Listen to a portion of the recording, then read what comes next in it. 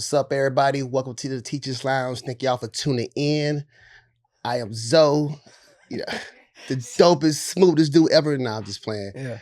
No, but I'm a comedian and actor, and I also run after-school programs. And we're gonna have a good show. And to my right, I am Matt Jones. Dude, I gotta laugh because Zoe works with kids. He was having Vietnam flashbacks from his day. The podcast started out and you were just like contemplating that you chose to work with kids. And then Alex was like, action! Yeah, boom, the hell out of it.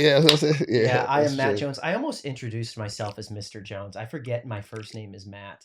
Like I came out of the womb as like a Mr. Yeah. Mr. Jones. See, I just almost did it again. See. Matt Jones. I am a public school teacher of drama. I'm also a stand-up comedian and actor. Let's go, yo. What's up, everybody? My name is Chris Dunham. If you can't tell by the cold, by my voice, I'm getting over a cold. I'm a 7th grade math teacher and also a stand-up comic. Dude, getting sick as a teacher is like the equivalent of like stepping on a bomb in war. Like you stepped on a mortar or something, and it's like they got you. Yeah. And you know it's gonna happen. 100%. It's what are the landmines?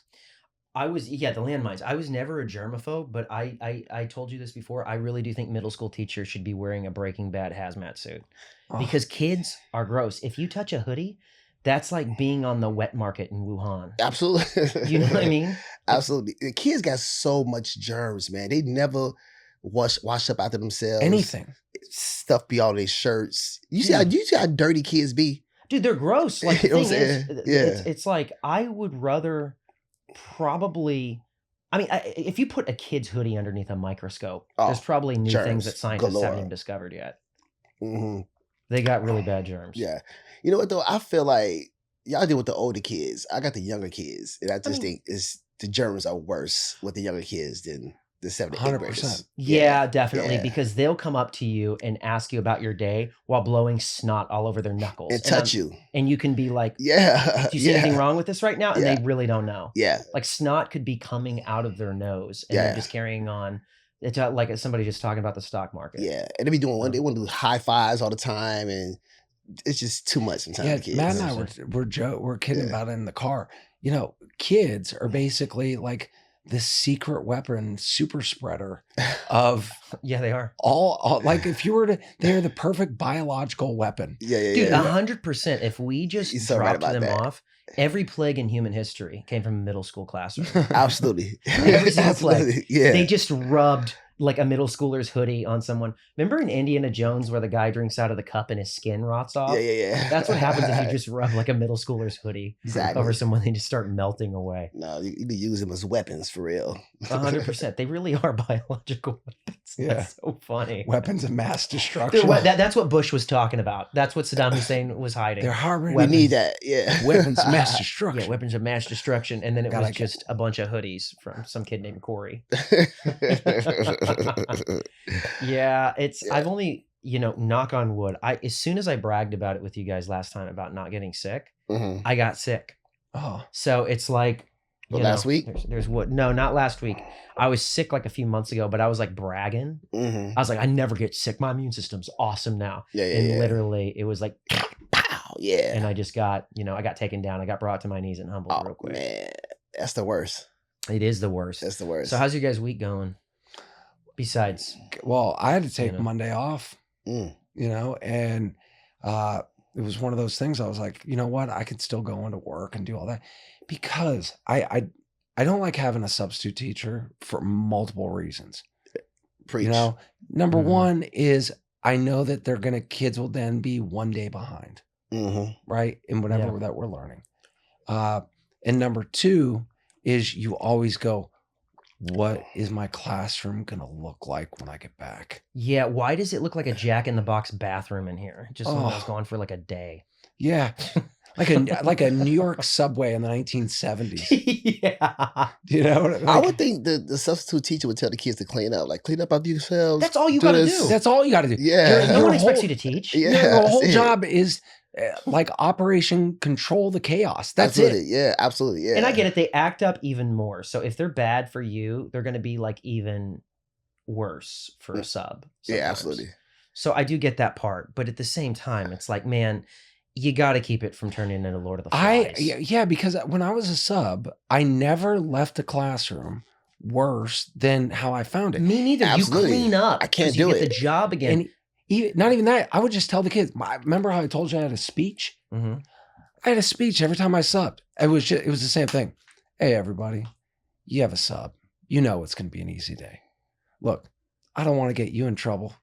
Don't get me in trouble either. Yeah. Let's just make sure that we're, We look out for cleaning each up other. after ourselves Yeah. and everything. You have work to do. If you do it, great. If you don't, that's on you. Mm-hmm. And they'd be like, oh, he's cool. He's cool. Yeah. 100%. Yeah. Well, I never unless had you got that a issue substitute. either. Unless you got that substitute, I post one today. And you come in just checking the class all back. Like, listen, I don't play. Don't play with me. Y'all gonna listen to everything I gotta say and you just own the classroom. If you mess up, I'm gonna kick you out the classroom. If you mess up again, I'm gonna call your mom. Whatever the case may be. If you own the classroom, you got the kids.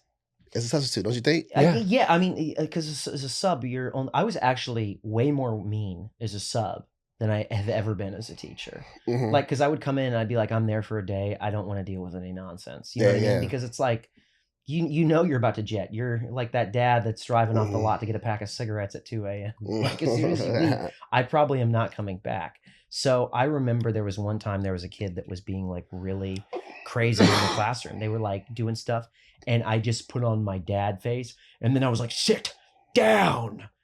And they started crying, Wait, what? Oh yeah, of course, guys. Oh yes. Sorry. Yes, thank you. Guys, we are pigs. I want to say that I'm so sorry. We did not thank you guys for coming in here. Sometimes I forget that there's a camera on. Yeah. Yes, guys, Yeah. Massachusetts. I feel like it's a rap song. Massachusetts, Yeah. the Canada.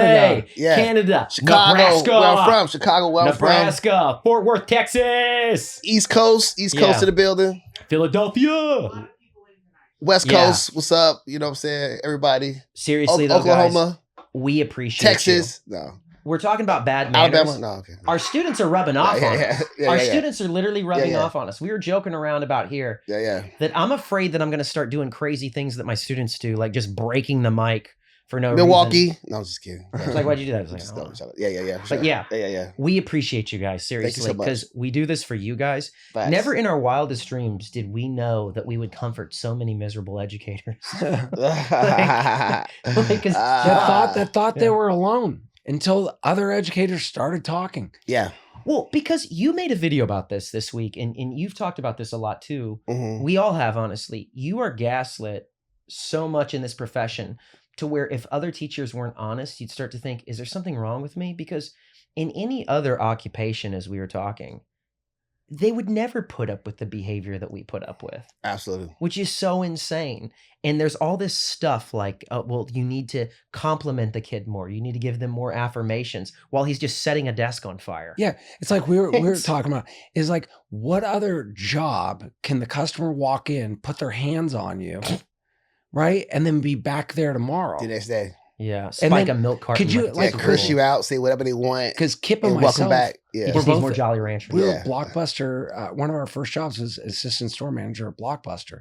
We were talking about that. Like, yeah, could you imagine that someone put their hands on you and then your boss looking at you going, well, did you build a relationship with the customer? No, they would be walking the customer out. Exactly. Yeah. Get out He's my got a lot store. going on Yeah. at home. Yeah, he's got a lot going on at home. Don't Yeah, let, don't the let this reason guy why back. he's Yeah. the reason why he cut off a locket of a girl's hair and shoved it in his mouth is because he's he's been through a lot. What It's did like- you do to provoke him? I told him that he owed a late fee. Yeah, you told him to You're rewind. wrong. Remember that Yeah. too? Oh, When they used to give you a slap on the wrist because you didn't rewind your tapes. Yeah. Oh yeah. Yeah, because it would like warp it and be like, you savage. That's the equivalent of not putting your grocery cart back. Mm-hmm. Not rewinding the tape. Some of you guys have 100%. no idea what we're talking about. Yeah. We So- old. so question for you. How was Yeah. your week? My week, gosh, dude, it's been like a blur, I'm doing a lot of after school stuff. Mm. And I'm doing a play, and honestly, a lot of these kids are really talented. Mm. Like, there's some kids in the class where I'm like, you could act if you wanted to whenever you Yeah. get older, And there's Absolutely. like a lot of kids who are like very mature, but no matter what, even though these are good kids, it's still a middle school attention span. Yeah. You know what I Absolutely. mean? Absolutely. So I'll be like, this is a pivotal moment for you. Yeah. Your father just died. He breathed his last breath. He slayed the dragon on your behalf. I want to see some real raw emotion coming out for you. And the kid just be looking back at you distracted like, and you're like, okay. But you have some kids like, all right, I got you. Let me go in and do it. 100%. But it's like they're kids. They want to play. You know what I mean? Because middle school is very much that. So been doing after school stuff. It's just the stress of being my second year in teaching, being in college full time, directing a play, doing these stupid things that I have to jump through, these hoops in California called the California TPAs. If any of you guys have heard of them, it's basically just being stomped. It's like the Hells Angels came in and stomped you out. You're getting hazed to get into school. So you have to do all this, these tests. Doing that, taking all these college classes, still doing stand-up comedy. It's exhausting. So, but I feel like my mindset is a little bit better. Plus I'm on caffeine right now. So you wired up, huh? I'm wired up. Yeah. If I was off of matcha, I'd probably be miserable. How are you though? I think you just kind of used to it a little bit though too. Yeah. You're kind of used to it. You're like, all right, I complain, but now I understand what I got to do anyway. Yeah, that's what we do your agenda. Every week here is and all of you guys, we just vomit up our grievances on this podcast, and you guys come in and share the misery. Make us feel good. It's a 12-step program. Yes, thank you.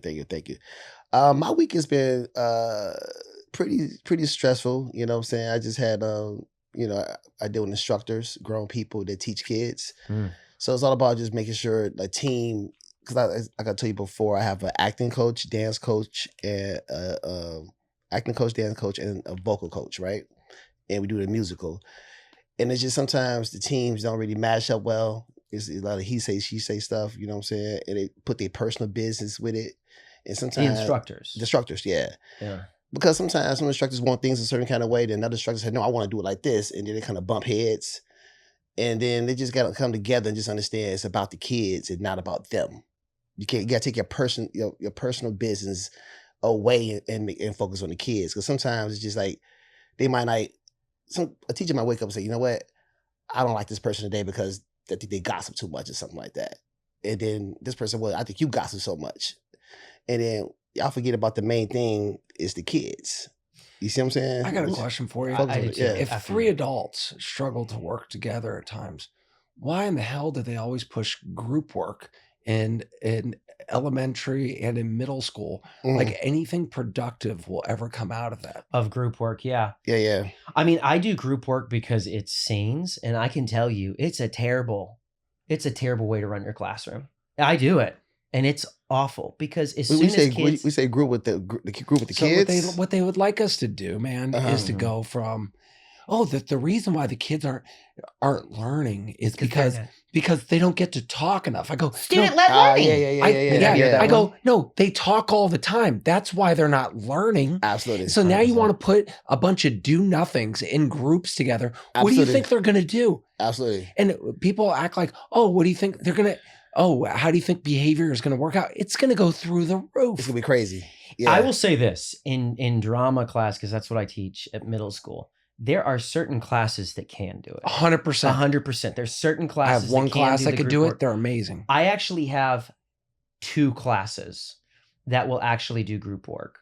I have one class that is really respectful and will put up the scenes, but what they do is they get on their computer the entire time, and I regularly have to tell them, hey, get off Roblox, get off this game. Like some kids playing like a first person shooter. But are they playing it because they're not working? Yes. Are they busy? No. It's like, and I'll be like, you are doing a scene right now. It's like, this helps me to think, mister. Okay. And I'm like, you shooting zombies is helping you to be creative? No, it's not. Yeah. Like, get off. But yeah, it's a terrible way to be able to, get kids to learn. But I think a lot of it has to do with just we're putting so many bricks in teachers' backpacks that teachers cannot teach for 45 minutes anymore, because it is going to be such a tug of war to just give a 45-minute instructional lesson with no breaks, because the amount of time it takes to get through 2 minutes of instruction, at least in my class, because it's an elective, is so crazy. So 2 minutes. Today I gave classes, I go, okay, we're going to do a scene. This is what the scene's about. This is your prompt. You got hired and you got fired in the same day. I go, you got hired. It's your dream job. You got fired. Why did you get fired? For me to be able to explain this took way longer than it did, because some kid would be like, I gotta go to the bathroom. And you're like, okay, I'm not done explaining it. And another kid's like, can I get some scissors? And you're like, why the hell do you need scissors for? And another kid's like, what's this about? Like, you just keep getting interrupted. Yeah. It's crazy. Mm-hmm. You know? It's a different story if these kids, the problem with what you do, which is teaching acting, these kids don't want to be actors. They're just doing it because they think it's fun. Maybe out of a few of them probably want to do it. I know that. You know what I'm saying? A lot of kids don't want to do it. They're just like, all right, this is like gym. But you can make it so easy. Like, you make it so easy. I'm not up there being like a D-bag that's like, you're not acting like master thespians. Yeah. You know, I'm just like, hey, you know, this is, but a lot of the kids do like it and they do have fun. And I've been able to pretty much successfully get every kid to go up in the class. So for that, I feel like it's a success, but it's just like the amount of crowd control get them in, that I have to do in between scenes. We don't talk in scenes. We don't do this. The amount of times I have to get them to be quiet. The kid on stage being like, he's talking. The amount of times I have to get them off their laptops. That's the exhausting part. And it's hard. So much behavior. It's hard doing it by yourself too. You have at least one more person. Yeah, like almost 40 kids in a class. At least for the after school program, it's more than one teacher. You see what I'm saying? Yeah, no, it's just me, and then the 37 others. Wartime. Yeah. By the way, everyone, thank you for tuning in and liking and following us on every social media platform. Appreciate y'all. We wanted to make sure we get that in again. Of course, guys. And keep sending us your questions. Why don't we go to our first question right now? Let's go for it. And see what some of the people are saying. I'll get this one. It's mind-boggling the demands in lawsuit. It's mind-boggling the demands and lawsuit threats some parents bring to a 13-year-long service they pay exactly $0 for. It is kind of true, dude. I made the joke earlier, like, how good would you expect the burgers to be on Skid Row, which is a homeless section in Los Angeles, and be like, yeah, if they're giving away free burgers and you're like, there's no caramelized onions on this? People have Where's the cheese? Yeah. And teachers are doing the best they can. And I'm not saying that teachers shouldn't try, because I mean, before we go on with this, I know some people are going to say, Chris, which maybe you want to bring some attention to this too. Oh, but we're paying with our tax dollars, so it's not free. The school service is not free. Oh, I have a different take on the whole lawsuit thing. You do your thing. Okay.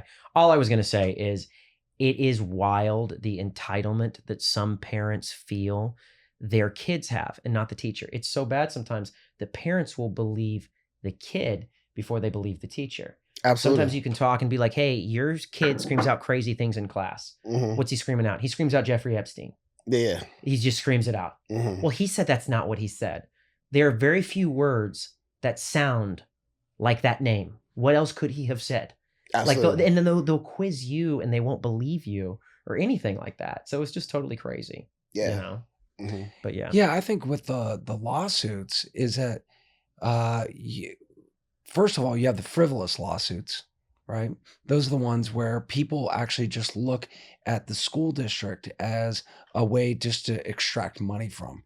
So you try to sue the school district enough that they literally just capitulate because it will cost them more to go to trial than it would to just settle, right? You got those people. Then you have the people that sue thinking that they're helping things, but then they end up making it worse. They're adding more restrictions because we can't punish kids because the public schools have been sued so much that there's no consequences. And now the other kids are, you know.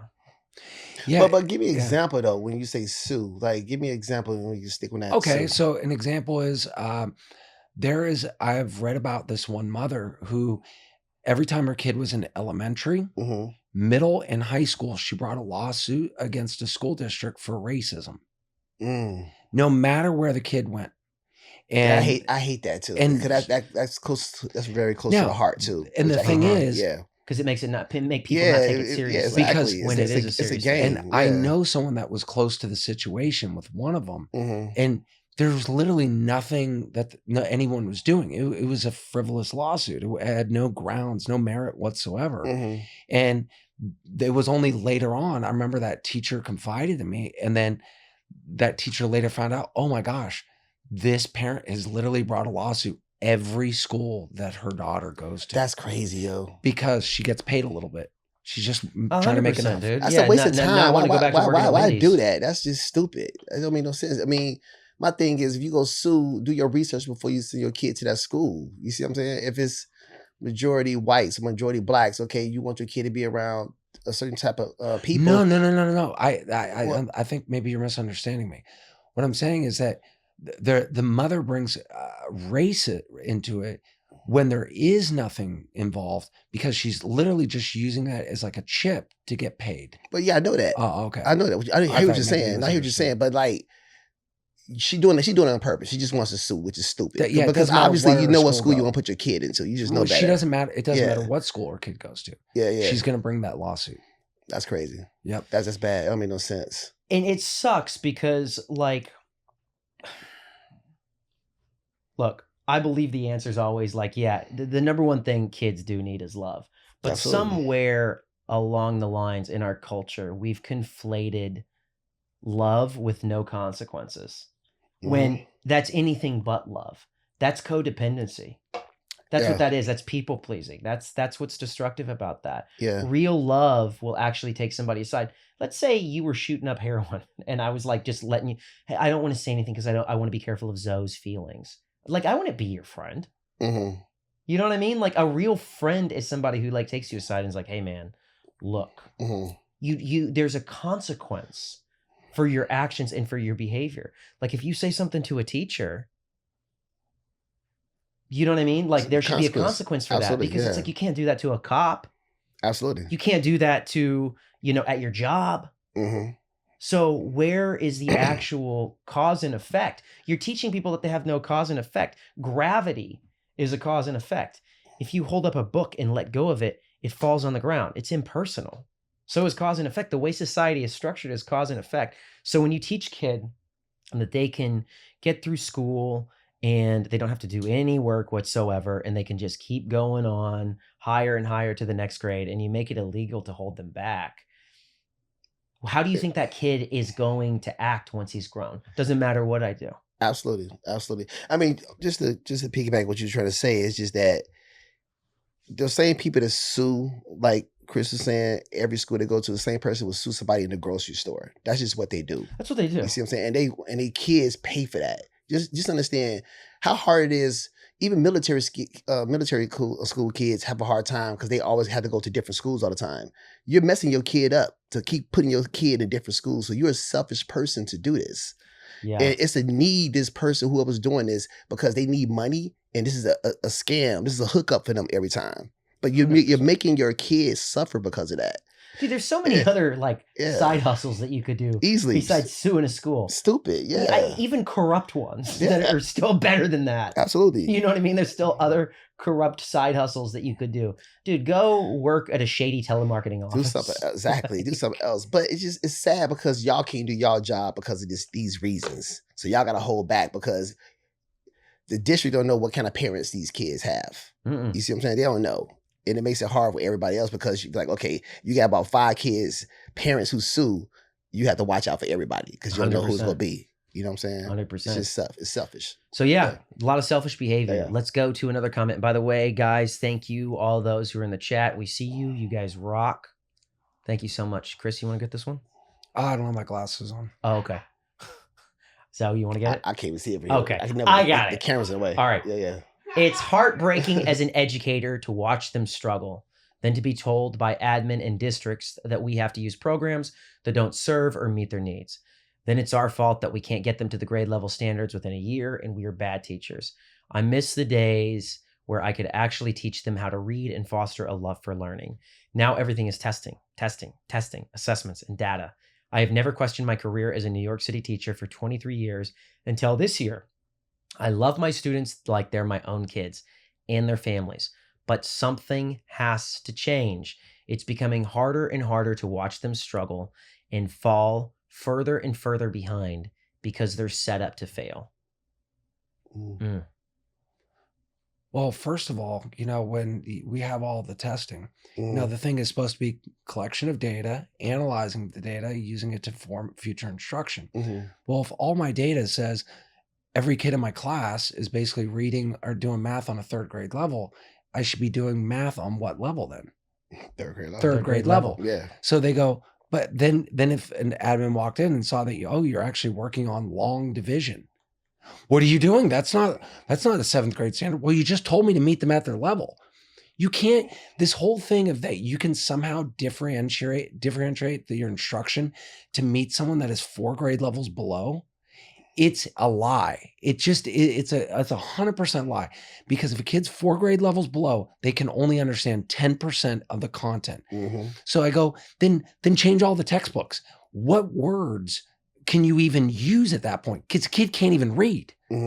So if they can't even read, how do you expect them to do any kind of math? And they blame you as the teacher too. Yeah. Like if a kid even comes into your room and does nothing, that's still the teacher's fault.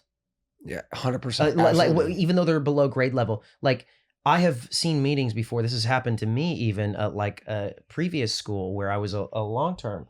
But somebody said to me that you're, like you need to make sure that this person is doing the work. And it's like, how? Yeah. How can I make somebody do something? And especially when you're at a low performing school, guess what? The kid that doesn't do any work, as soon as you get on them, even nicely, hey, can you please do it? Boom, they come at you full force. Absolutely. Now you're not even you're barely even teaching to begin with. Now you're dealing with a full Behavior blow up problem. and some kid throwing a chair in the classroom, flipping over a table. So that's why when you walk into especially low performing schools and you see like, hey, why is the teacher just letting the kids sit there? Because they know what's going to happen if they do the opposite. But at least if they let the kid just sit and chill, they might have a chance of sanity, of teaching the rest of the class. But also not losing their mind. And not losing their mind. But a chance to teach the rest of the class.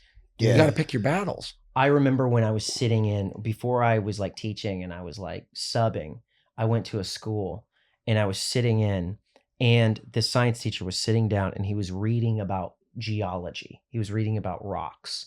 And this girl just goes, "You got a big ass forehead." And I remember he just looked up and he just stared at her and then put his head back down and started reading about rocks again. And I was just like, dude, that guy he just took it. He just took it. He's burnt out. Dude, it's a literal definition of burnout. And I don't look at that as somebody's like, oh, he's a weak person by letting somebody talk. No, he's literally burned out. Because he probably deals with that on a daily, like every 20 minutes or more, probably. Every second of every hour, every day will do that to you. And so you just learn you're like, okay, I'm teaching, but there's a certain learned helplessness that teachers can fall into. Yeah. You know? Because you really want to help that child, but you know how frustrating it's going to be to even try to attempt to help that child. And 100%. Then you got other kids at the same time, like 3 other kids just like this kid, and you got a lot of other kids that want to focus, and you want to give your attention to them, but you can't because of the BS going back and forth. Yeah, you know, Matt and I have talked about this before, but like the only thing that we care about, right? I don't care if a kid is academically low, me neither, mid or high, whatever. Are you pleasant? And do you put forth an effort? That's it. That's all I care about. That's all the only two things. Yeah. Some of my favorite students that I've ever had academically, because of, having IEPs and all that, were super low. But man, some of the hardest workers, like I just root for them. Absolutely. Dude, 100%. You know who some of the hardest working kids are that I see? Moderate to severe. Moderate to severe? Severe, yeah, like autism and stuff like that. Like in drama, at least, you know what I mean? Like they really want to do it. Yeah, they really, really try. That's you know, it's awesome. But the thing is, yeah, I could care less what somebody's like academic scores are, intellectual ability. Yeah, I don't care about that at all. What I care about though is, are you respectful and do you try? That's it. Like, do you respect me? Do you respect everybody else? And are you actually trying? Yeah, that's it. Do you not spit on the floor? Okay, well, you're a step above everybody. You know what I mean? Yeah. And it just sucks sometimes if you want to help that kid and the parents are not helping you guys. Especially if you send homework home for them to do it and they don't do it. They come back not doing homework. Yeah. It just sucks. I mean, I don't assign homework only because it's drama. I mean, if once we do the play, then I guess that's homework, you know? But oh my gosh, dude, it's just, it's a lot. It's a lot to be able to control behavior and, put out fires consistently. By the way, thank you, everyone. Were you about to do it? Yeah, I was. We both had our hands raised. By the way, everyone, thank you so much for following us, tuning in, liking, and subscribing to us on all the platforms. We really appreciate it. We do appreciate you guys. Make sure You tell your friends, come into the teacher's lounge. And send us stuff, right? Like sometimes like we'll screenshot stuff from actual messages that people send us or comments if we get to see them. Absolutely. Sometimes comments can be lost, and it sucks when a good comment gets lost. But speaking of that, let's get the next comment up. I spend the majority of my day talking to the same 4 to 5 kinder students about their behavior. Eloping, not doing work, not listening, disrupting and cursing. My top student told me today she doesn't want to come to school anymore. She's tired of them. It's so sad to see our good kids being held hostages because our schools value the corruptive kids more than the good ones. That deserves a round of applause. That comment should go in the Hall of Fame. 100%. Absolutely. Because what we do is we reward the bad kids. Yeah. And we're punishing the good kids. 100%. Like, dude, if I thought that I would get a Jolly Rancher from telling my teacher to F off when I was a kid, I'd be like, dude, yeah, F off, Mr. Stewart. Absolutely. Yeah, I'm going to go get some sugar. And meanwhile, all the kids that are trying to learn, all their time gets taken away by these other kids. And so they don't get a chance to learn. That's why I hate all of this stuff where it's like, yo, man, if you can't, why do we care so much about the 1 or 2 kids that are destroying everything instead of the kids that are actually trying? Paying attention. 100%. And it goes back to that thing to where it's like, we need to affirm and give more compliments and stuff like that. It's like, I don't know if that's the answer. I think the kid actually sometimes just needs to feel pain. Yeah. And and by pain, I'm not talking about physical pain for anybody. What I mean is like a repercussion for the consequence. Because like, if there are no repercussions, what's to incentivize them to stop doing it? I get it. There's all kinds of things that could be going on underneath the surface, but they have to know how to be able to behave in society, because we had to learn that when we were kids, and every generation virtually has had to learn that. Why are we all of a sudden in pop psychology coming up with these goofy, wacky ideas? Yeah. But it's hard to do that if the parents are not doing it at home. So you got to find a different approach. That's why I understand giving them validation, just rewarding them a little bit, because if you go against them, it's going to be a problem. So it's a mix between how you got to do that. So I kind of understand why you got to do that a little bit, because it's going to be a battle no matter what. So if you give them validation for something small, like, okay, doing the assignment, they actually finish, like, oh, good job. Keep this up. I understand that. Keep it up. Keep it going. Of course. You know what I'm saying? The small things, you got to keep on, rewarding them a little bit. But at the same time, it does take away from the kids that really want to learn, because you're doing boom, boom, boom, boom, boom. You're going all over the classroom, and the other kids is ready. They definitely need encouragement. Yeah. Yeah. Like, I don't know if I painted that. They definitely need encouragement. They definitely need love. They definitely need support. They need all those things. They need your kindness. Therapy. They need therapy. They need your kindness.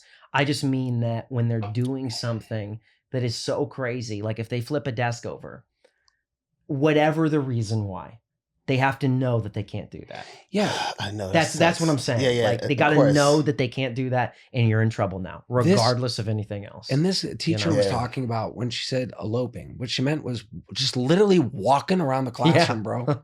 I know. That's crazy. I used to have a kid that used to perch on his desk like a bird. Oh, I have several of those. And they were just like, oh yeah, just let him be. And he would talk, get up while I'm teaching a lesson, and just walk around the room. And you're like, what are you doing? And you go, because there was nothing that you could do to the kid, and he knew it. Right. That so sucks. And going back to what you said about the whole thing about sorry, I'm just picturing you like just looking like trying to teach fractions while there's some kid like flicking his tongue like a frog while standing on the desk, and you're like, all right. I would hand him something, hey, just read this while you walk around. You know so that actually reminds me when you said it something about parents and all that. Yeah. It 100% starts at home, and everything is learned behavior. Yeah. Perfect example years ago. And by the way, the kid that I'm going to talk about actually apologized to me years later and said I was one of his percher? favorite. No, different kid. Okay. Said that's crazy. When I was one of his favorite teachers. That's dope. But one of the things I remember going up, he was causing so many problems. And so I was like, hey, you don't get your iPad then right now, because they had iPads instead of Chromebooks. Mm-hmm. His behavior now, for a kid that understands, gets disciplined at home, their behavior would change. Absolutely. His didn't. He multiplied it by 10 until eventually I was just like, oh my God, dude, here, just have it back. Can you kind of chill? And then once he got it back, he chilled for a second. I was like, oh, That's exactly what his mom does to him. Yep. 100%. So he knows just to amp it up. Mom will get tired and hand back and give in. And the thing that sucks is it kind of does work, because when you're so exhausted from being a teacher and having so many kids in your class, there are kids that I'm always on about getting off their laptop and everything like that. Yeah. But there have been times where there have been a kid on a laptop, and it's just so much. I'm like correcting it so much. I'm like, this kid is better when he's on his laptop. Yeah. No, that's because why, if I close it, it's literally going to be like I just opened. Remember in Beetlejuice where they open the door and the sandworms come through? Yeah, absolutely. It's going to be that. Yeah. Because the parents let them be on their laptop or Chromebooks all day long because they don't want to deal with them. Like, hey, just take it. Just take it. Then you try to take it before they go to bed. They lose their mind. All right, I'm going to give you one more hour. You know what I'm saying? It's the new pacifier, dude. Yeah. I remember I used to have a blanket, and my mom would make me, like, I had that blanket till I was like 5.5 years old. It was a Bambi blanket. Yeah. And I'd chew on it, had holes in it, and my mom had to like pull it from my hands. Yeah. And I probably threw a fit. I probably screamed. I probably cried. I had OCD as a kid. So it was probably like a huge meltdown. Yeah. Remember like those old talk shows where they would show a kid like just freaking out? It was probably one of those. But if my mom didn't take my blanket away, I would not be a sane adult, semi-sane. You still got that blanket now? Yeah. Is it home? Yeah, I have it. I know you still got it. It's actually in the car. I know you still got it. It's actually in the car. I gotta touch it. Yeah. Exactly. I rub it all over my face at every single red light. Exactly. What if we found out that Matt's the guy that brings a blanket into the movie theater with him? Yeah, I am. Snacks, guys. I gotta have my own snacks. That's funny. I used to have a cousin who used to take his pillow everywhere he went. He had a pillow. How old was he? He did this to like 17 years old, man. Uh-huh. He would have his pillow with him on his bike. He have his pillow on the side. He would go to class with his pillow in his hand. He started driving. He had the pillow in his car. It was attachment to the pillow. It was that bad. It's an attachment, dude. He would eat cereal with the pillow. Like, yo, let the fucking pillow go. You know what I'm saying? But yeah, he did it. Yeah. But I think that's what parents do now, dude. Yeah. Because it's like parents, they don't take the blanket metaphorical away from the kid, because they'll say, well, when I do that, he gets upset and he starts stomping his feet. Well, let him be upset. Yeah. Dude, take it away from him. Let him cry. Like, his brain isn't developed. Of course he's upset. Yeah. He needs to learn that lesson early. Yeah. You know, and like when parents are like, well, you just gotta let him, like, he throws a fit. Yeah. Like, let him throw a fit. Yeah. And that's the problem with most parents. They do this for so long, and then when the kids get older, they become like in middle school or high school, it's just too late. Yeah, now he's too late. He losing his sucks mind. to be around. Yep. He's gonna lose his mind. And if you're a teacher and you implement any kind of authority, they look at you like, dude, why is this guy acting like Stalin? Yeah, except they don't know who Stalin is, but you get my point. Why is he acting like a dictator? You know what I mean? Because they don't pay attention in history. Because they look at you like you're the bad guy. Absolutely. Because you're like, why is this adult telling me that I can't eat? I eat at home. Yeah. There's no rules at home. Yeah. Why is he telling me that? Because I don't want to be a busboy. I've already worked at Applebee's before. Seriously, I don't want to work at Applebee's again and clean up your talkie bags and like all this other weird, gross food that's giving you liver failure. Crumbs. Yeah. You know, all this gross 7-Eleven garbage. But anyways, I think we have time for one more question, guys. Yeah, one more. Thank you in the Let's chat. We appreciate you guys. Thank you guys. The number one reason why I removed so much of my own personal materials from the classroom. Can't trust that it will be there or that it won't be damaged when you return. It's unfortunate. Now, this is the one that I got something after you. But but this goes back to the whole having a substitute teacher. Yeah, when you have to lock your things up, or you're like, okay, I'm going to be gone. I got to take things. I have removed pencil sharpeners. I've removed books, everything. So it's just like this barren classroom, you know, so that there's no way that something could happen. And then trying to give the sub a lesson so they don't touch anything, you know, because you just come back and you're like, what happened in my room? Why does it look this way? 100%, dude. So Because the kids are nosy. They're like, okay, what's in that closet? What's in that book bag? What's in right there? They want to see what you got. They want to learn more about you, so they just want to just go and be when nosy. You're gone, that's also when they love to. Like, why does he have this? What is this? Okay, yeah, but they also want to destroy things. Absolutely. Like there was a thing for the phones that had kind of like a foam thing on the inside, right? So when you could put your phone in, so it doesn't scratch. I came back from being sick once, and kids had literally ripped out that stuffing for it, and I was like, remember in Fight Club where Edward Norton is just punching Jared Leto in the face, and then they're like dude, why did you do that to him? And he's just covered in blood. He's like, I just wanted to destroy something beautiful. That's what they do to your classroom. They just want to destroy any kind of structure. Dude, in my class, I saw kids like sword fighting out of the corner of my eye. They found boom mics in the classroom. Boom mics are these gigantic mics that they use on set where you like hold them up, and they were sword fighting with them. Another kid, like he opened up a cabinet, he pried it open, and like $10,000 worth of camera equipment just spilled out. And I'm like, the two things I would hire a kid for is private investigator, and if there's buried treasure anywhere. I wouldn't even have adults do it. I would just have kids.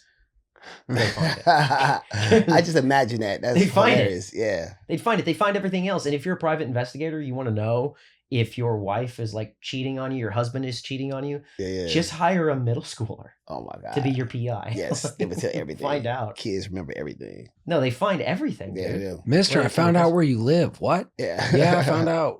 I was on the internet. Dude, one of the kids told me, they're like, yeah, we found your social media, which is not like a surprise because kids are going to find your social media. And they go, yeah, we found Miss such and such's college papers online. And I was like, huh? How'd you find her college papers? They were reading her essays from college. Really? They found them online. And that was really amazing because they were actually reading. They were actually reading. Yeah, exactly. That's how you get them to do it. That's a shocker. You just put a do not enter sticker over everything, and then they'll break into it. Dude, I've always said, hey guys, whatever you do, don't read this. And then they're like, I've always said that whenever they try to ban books, I go, you just told the kid that that's a good book to read. Absolutely. 100%. Yeah. You just basically have to do, it's a game of Simon Says, but you don't say Simon. Yep. You just have to do the opposite of everything. Tell them to do the exact opposite of what you want to do. Exactly. You know? And there's some days too, like I know we got to jump off here, but there's some days where teaching is such a fun job because we complain on here all the time because it's such a nightmare sometimes. But there's some days where everything is flowing and you're like, you get 8 hours of sleep somehow miraculously. The kids are listening. Yeah. And you're just like, dude, this is a good job. Wait, maybe I'm tripping. Maybe this is not a bad job. Maybe it's actually a really good job. And then like midway through the week, it's just like nightmare. Freddy I was saying it's the calm again. before the storm. And whenever you're in those calm moments, I'm just like, enjoy it. Yes. It's not gonna last. You know how in horror movies there's like something sweet like Linda Ronstadt or the Eagles or something playing on like the speaker, but there's like this foreboding serial killer that's coming like, whoa. That's what it feels like. It's like everything is smooth, but you like know the other shoe's about to drop. It's like dating someone with a personality disorder. Yeah, it's like dating someone with borderline. Yeah, exactly. Bipolar. Yeah. It's dating someone you're like dating. The borderlines are the ones where it's like everything is like perfect. And you're like, this is the greatest relationship ever. It's like a narcissist during love bombing. Yeah. They're just being like, oh, dude, this is great. Like she created a sock drawer for me. This is awesome. And then all of a sudden it's like, yeah. Yeah, that's what teaching is like. Yes. It's the pros and the cons. I want to say thank you, everybody, for tuning in today. Especially, sorry that my voice is all messed up. Please continue liking, subscribing, following on us, all the platforms. Please keep sending us stuff, commenting on things, sharing it and all that. That's how we get our stuff that we share with you here online. So thank you very much, and we'll see you next week. Thank you for the love, guys. Have a good week.